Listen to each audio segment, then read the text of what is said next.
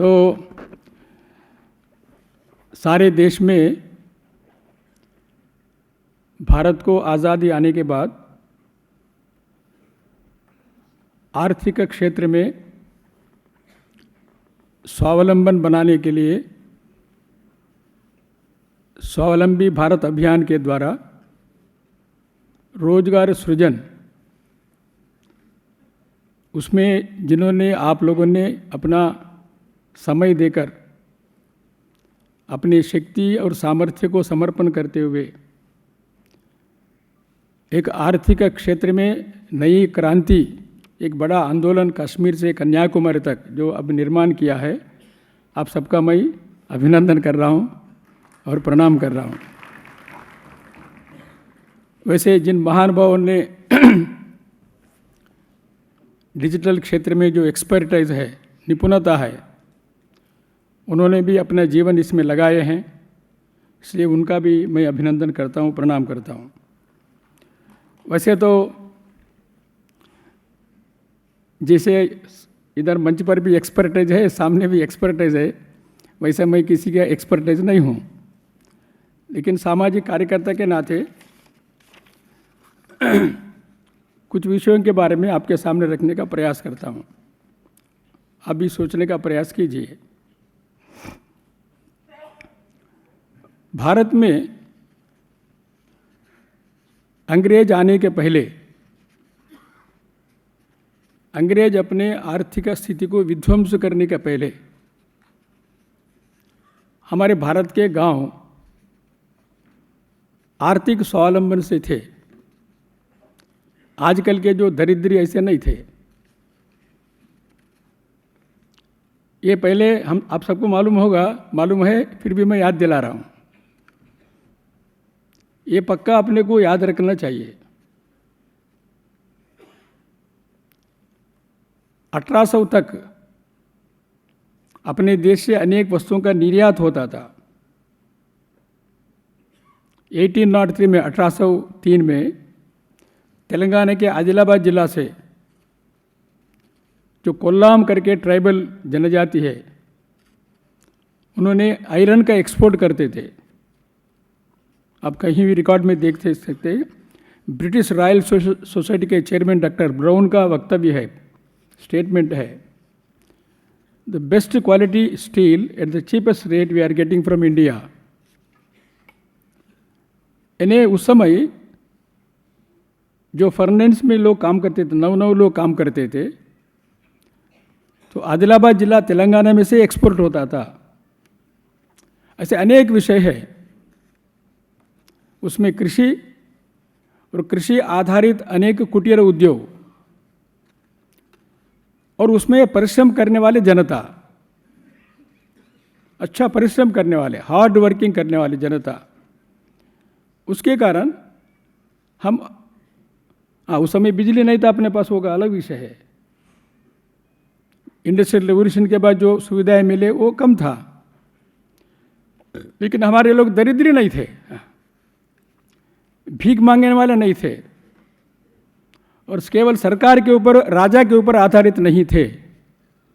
Actually बार बार अपने मित्र बोल रहे वेलफेयर स्टेट करके, मैं छोटा हूँ लेकिन आप याद रखिए, this is a welfare society है, वेलफेयर सोसाइटी है। आपके दादाजी को बुढ़ापा आए तो उनके स्वास्थ्य ठीक करने के लिए सरकार का रिस्पॉन्सिबिलिटी, हमारे परिवार का रिस्पॉन्सिबिलिटी है। भारत जैसे बड़े देश के अंदर केवल राज्य और राज्य सत्ता, सरकार सब कुछ नहीं कर सकती है, ऐसा अपेक्षा भी नहीं करना चाहिए। सरकार का हमको अड़ेंगे नहीं डाले तो बहुत अच्छा है। हाँ, आज सरकार के लोग अच्छा विषय कर रहे हैं, ठीक है। इसलिए हमारा जो वेलफेयर सोसाइटी है, इसलिए आर्थिक क्षेत्र में बहुत विषय अपने लोगों ने निर्माण किया है। इसलिए मैं आप सबसे विनम्रता से प्रार्थना करता हूँ, 1500-1600 से लेकर 1800 तक 200-300 साल के अंदर भारत की ग्रामीण अर्थनीति क्या थी, उसका डाटाबेस निकालिए एक बार, उसके ऊपर भी अध्ययन होना चाहिए। दूसरा है, थोड़ा कड़वा भी हो सकता है, मुझे क्षमा कीजिए, टोटल जो आज रोजगार की सृजन की जो प्रयास अच्छा चल रहा है, लेकिन उसमें अर्बनाइजेशन के ओरिएंटेड ही अगर चला तो भारत की आर्थिक गति कभी ठीक नहीं होगी, याद रखिए, कभी नहीं होगी। आज सारे पढ़े लिखे लोगों का, यानी लिटरेट लोगों का, एजुकेटेड लोग मैं नहीं बोल रहा हूँ, लिटरेट लोगों का दृष्टि अर्बनाइजेशन है। अर्बनाइजेशन के कारण सारे देश में करोड़ों लोगों का आर्थिक स्थिति कभी नहीं सुधरेगी, ऐसा लोग बोलते हैं, मैं नहीं बोल रहा हूँ, अच्छे जानकार लोग बोलते हैं। इसलिए श्रीधर वेम्बू जी जैसे ज्येष्ठ लोग, श्रेष्ठ लोग चेन्नई छोड़कर उन्होंने गांव में टेंकासा जिला में निवास शुरू किया। उन्होंने देखिए, कारण रूरल ओरिएंटेड है। इसलिए टोटल जो थिंकिंग रहता है, अराउंड थिंकिंग रहता है, जो लिटरेट लोग हैं, BCom, BA, engineering, polytechnic pass किए हैं, उनके आधार पर ही पूरे रोजगार सृजन की अभियान चलना ठीक नहीं है। उनको तो मिलना ही चाहिए, उनको रोजगार मिलना चाहिए, स्टार्टअप होना चाहिए, एंटरप्रेन्योर होना चाहिए। लेकिन जिला केंद्र में जब हम सोचते हैं करोड़ों लोग जो लोग हैं उनके लिए कैसे मिलना। अब उदाहरण के लिए हमारा एक मित्र है कर्नाटक में, मंगलूर के पास, उनके पास 3 गाय है और 2 एकड़ जमीन है। 3 गाय में 1 गाय दूध नहीं देती है। उन्होंने हर महीने केवल फिनाइल तैयार करते हुए 6,000 रुपये कमाते हैं, और उसके लिए विज्ञापन देने का जरूरत नहीं है, आजू बाजू में बेच देता है उन्होंने। फिर घर में गैस है, गैस कनेक्शन नहीं है, घर में बिजली है, बिजली की कनेक्शन जरूरत नहीं है, और अच्छी तरह से आनंद से गांव में जी रहे हैं। यानी ग्रामीण जीवन के अंदर आज हम सबको सोचना चाहिए, सवेरे उठने के बाद रात को सोने के पहले जितने वस्तुओं की आवश्यकता होती है, दंतमंजन से लेकर फिनाइल शैम्पू से लेकर, आज ग्रामीण लोगों ने नगर में आकर खरीदते हैं। देखिए विचित्र है, देखिए, और वो बड़ा फैशन है। और कितना तक चला गया नहीं, मैं अभी ट्रेन से जा रहा था बिहार में मुंगेर को, मेरे सामने एक प्रोफेसर, रिटायर्ड प्रोफेसर सो रहे थे, अरे उनका बर्थ था, वो ग्रैंडफादर है, तो फ़ोन पर बात करें उनके पोता से, अरे हल्दीराम के ये वो सब मैं ला रहा हूँ कलकत्ता से। देखिए यहाँ कितना दुर्भाग्य है इस देश का। इन्हें बच्चे जो खाने के जो मिठाई है, जो छीकी है, और सारे हल्दीराम में तैयार होता है, और ग्रामीण में मुंगेर जिला में वहाँ एक गांव के अंदर सामान्य युवक बालक बालिकाओं को यहाँ से जाता है। तो ये एम्प्लॉयमेंट बढ़ाने की, रोजगार बढ़ाने की स्थिति देश की नहीं है। इसलिए जो परिश्रम करता है, खून पसीना करके काम करता है, मजदूर हो, किसान हो, छोटे व्यापारी हो, छोटे ऑटो ड्राइवर हो, उनके पूरे पैसे नगरों में जाते हैं, हैदराबाद जाता है, दिल्ली जाता है, लंदन जाता है। इसको बदलना चाहिए, ये बड़ा शोषण है। हमारे देश से हमारे जो फिनाइल है, हमारे जो शैम्पू है, गांव के अंदर जो प्रोडक्शन होता है, वो हैदराबाद जाना, दिल्ली जाना, दिल्ली के पैसे गांव में आना चाहिए, लंदन के पैसे हमारे गांव में आना चाहिए। हमारे सामने कंपटीशन कोई नहीं कर सकता है। हाँ, मैं फिनाइल देखा हूँ, इतना सुंदर, कोई दुर्गंध नहीं है, इतना फर्स्ट क्लास क्वालिटी है। इसलिए हमको जो जिला स्तर पर जो रोजगार योजना के प्रमुख लोग हैं, बाकी अभी जो जितने बड़े विषय वो सब करिए आप, मैं हाथ जोड़कर सर झुकाकर प्रणाम कर रहा हूँ आपको, लेकिन वहाँ रुकिए मत। अगर सच्ची अर्थ में रोजगार सृजन होना चाहिए, distressed migration from the village should be stopped. गांव में नहीं जी सकते, इसलिए 1 एकड़ जमीन को बेचकर हैदराबाद में वो सिक्योरिटी में काम करता है, नौकरी काम करता है। क्यों? पत्नी बोलते है कम से कम 12,000 मिलता है ना, ये पक्का है ना। ये बदलने के लिए हमारे जो साइकोलॉजी है, जो मानसिकता है, ये हमको बदलने तो कम से कम 4, 5, 10 साल के अंदर फिर से ग्रामीण जीवन एकदम हरा भरा रहेगा। आज भुवनेश्वर ठीक है कि हम चमक चमक रहता है, हैदराबाद चमक चमक है, सारे उड़ीसा के गांव इतने दरिद्री है।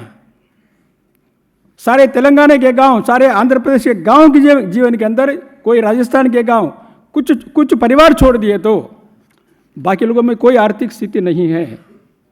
इसलिए उसमें से हमको बाहर आने के लिए हमने जिला स्तर पर जो सोच रहे हैं, मैं आपसे प्रार्थना कर रहा हूं कि हमने मीडिया, डिजिटल प्रचार सब करना, ट्विटर सब करिए, लेकिन सबसे विषय है एग्जाम्पल चाहिए।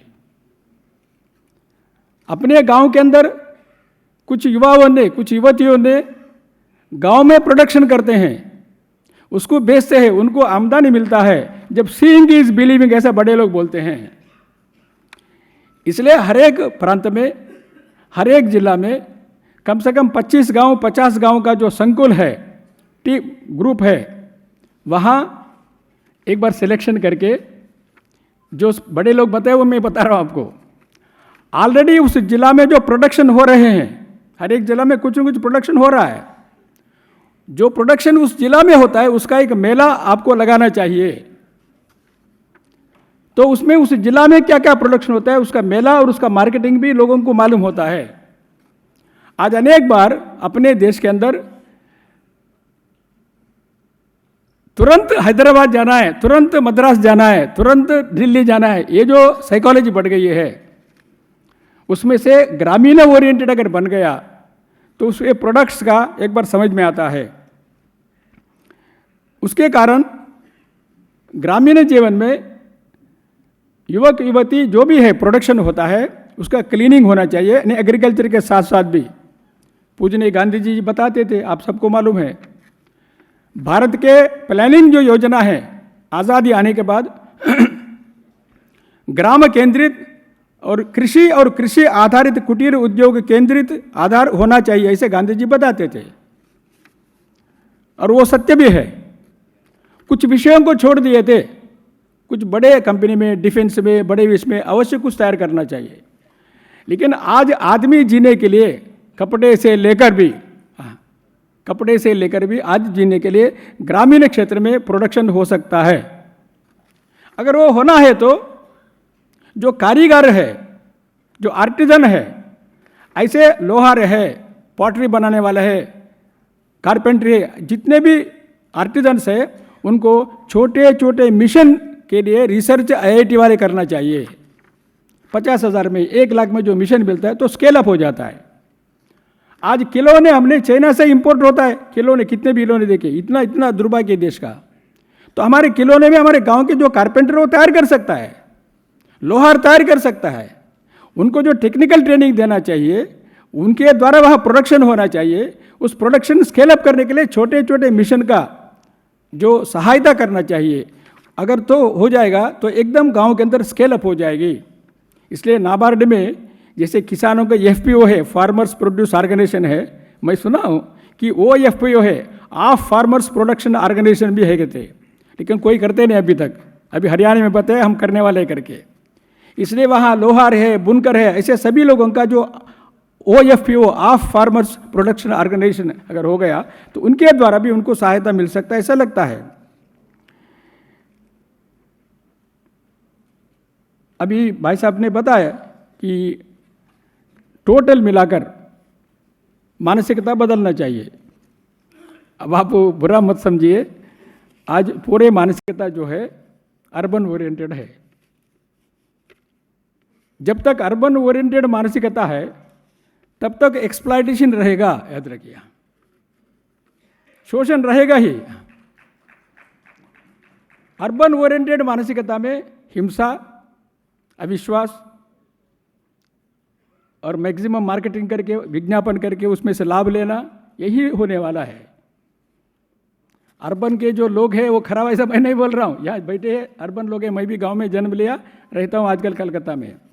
अर्बन ओरिएंटेड जो थिंकिंग है, जितना अर्बन हो गया होने दीजिए। आज हमारे देश के अंदर ग्राम और ग्राम केंद्रित स्वावलंबन, ग्राम केंद्रित सृजन, ये सब करते हुए भी हमको करना, ये हमारे चैलेंज है, अपने ऊपर एक बड़ा चुनौती है।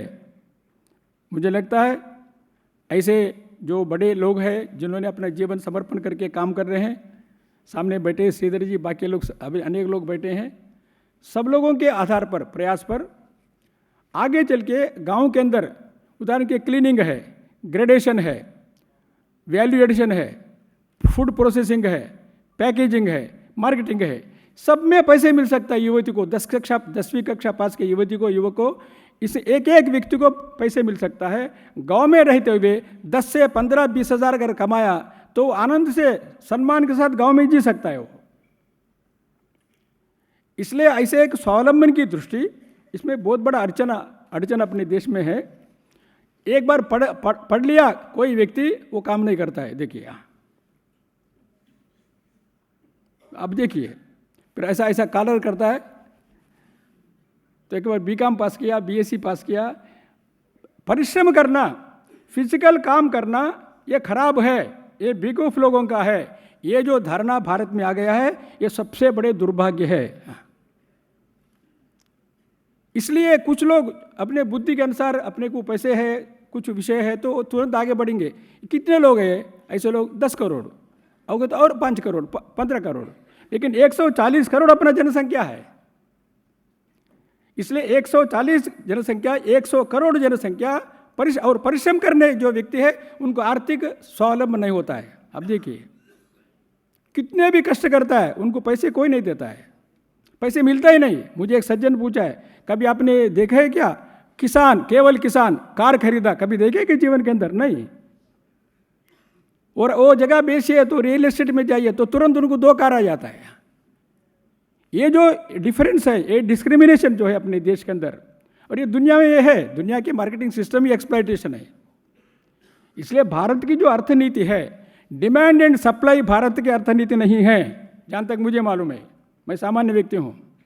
विज्ञापन करना, लोगों को भड़काना, ज़्यादा वस्तुओं को उत्पत्ति करना, उसको बेचना, मैक्सिमम प्रॉफिट लेना, ये भारत की अर्थनीति नहीं है। मनुष्य की आवश्यकताओं को पूरा करने के लिए अर्थनीति है। इसलिए प्रकृति मनुष्य की आवश्यकताओं को पूरा कर सकती है, कामनाओं को नहीं है। कामनाओं को बढ़ाना, भड़काना ये पाश्चात्य पद्धति है, ये भारतीय पद्धति के विरोध है, असंस्कृति है, दुष्ट संस्कृति है, जो आज सारी दुनिया के अंदर एक्सप्लॉयटेशन चल रहा है। इसलिए स्वरोजगार के इसमें अभी जितने भी युवा हैं, करोड़ों लोग हैं जिन्होंने पढ़े हैं, उन सबको रोजगार मिलना चाहिए, उन सबको स्टार्टअप मिलना चाहिए। करते समय, स्टार्टअप करते समय ग्रामीण युवा युवतियों को ज़्यादा काम मिले, ऐसे स्टार्टअप करना चाहिए।